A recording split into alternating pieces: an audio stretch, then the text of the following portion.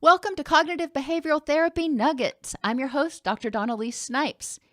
In this video, we're going to be talking about challenging questions, and I've developed the mnemonic face palm to help you remember the steps.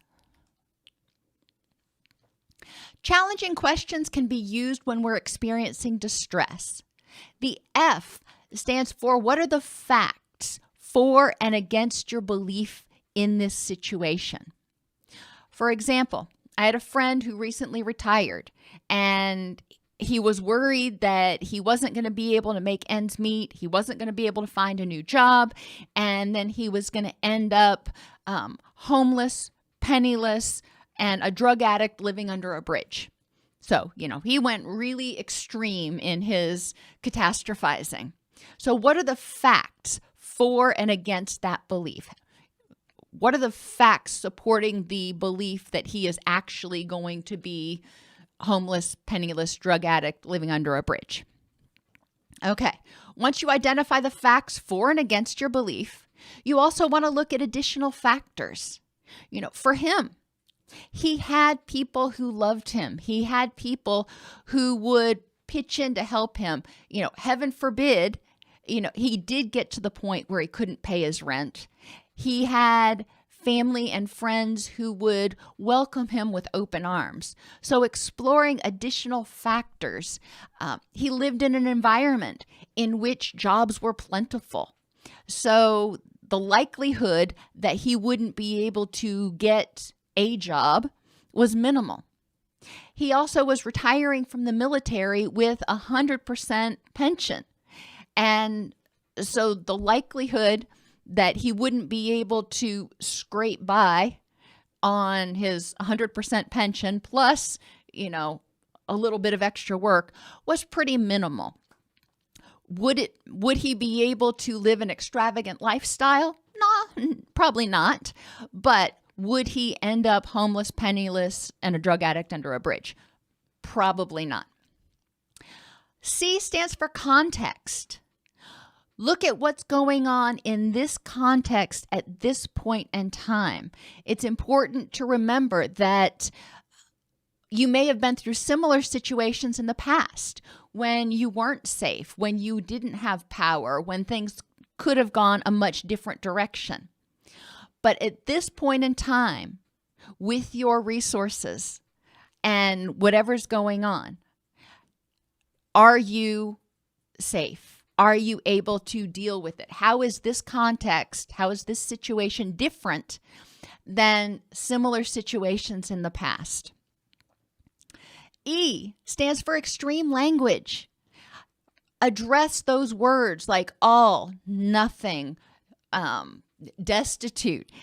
The words that are very dramatic or extreme are often misplaced. Most of the time, things that are happening happen sometimes or even often, but not always. P stands for what's the probability, the likelihood that the worst case scenario is actually going to happen. So for my friend, based on the facts of his current situation, how much his bills were and how much his pension was going to be, the additional factors of having jobs that were available, maybe not ones he wanted, but jobs that were available, and family and friends that would welcome him with open arms. What was the probability that he would end up homeless, penniless, and a drug addict? And he wasn't using drugs. He's not currently a drug addict. Probability of that worst case scenario happening was pretty daggum slim. Could it happen? Well, sure, anything could happen. But I would put that at a probability of like 0.00001%. What are some alternative explanations for whatever's going on right now? If you are upset about something, what are some alternative explanations other than what's going on right now that might be more accurate? Maybe your significant other comes home and is late and is acting weird, and I use the term weird, what are some alternative explanations other than your significant other is cheating on you and getting ready to leave you? There could be a lot of other explanations. So going back, what are the facts for and against your belief that your significant other is cheating on you and going to leave you?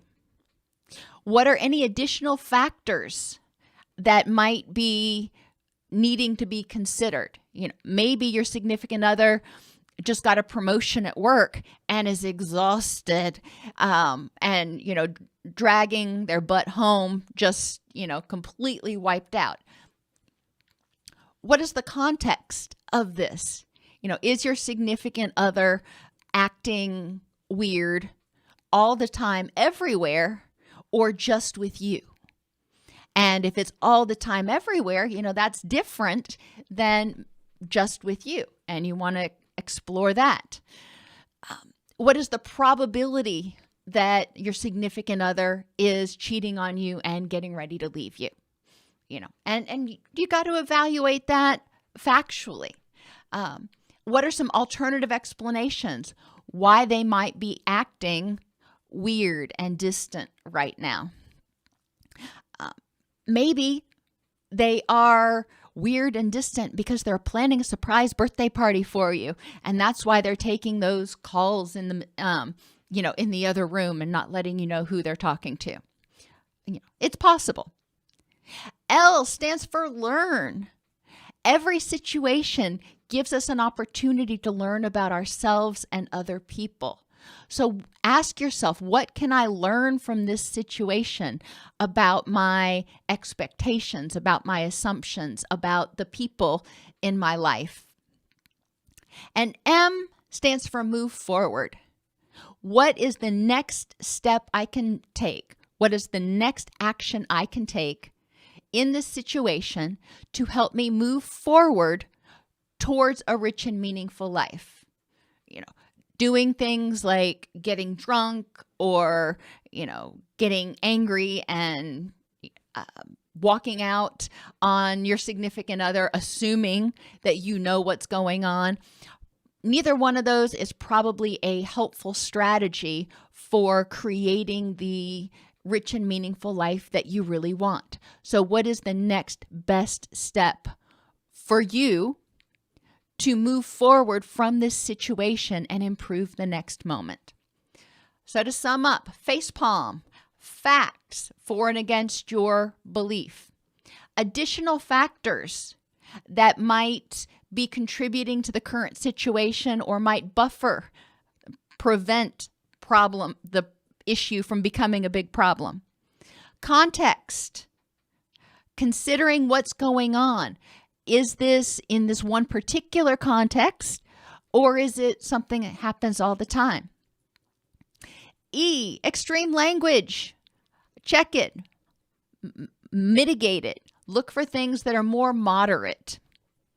P stands for probability that the worst case scenario is going to happen.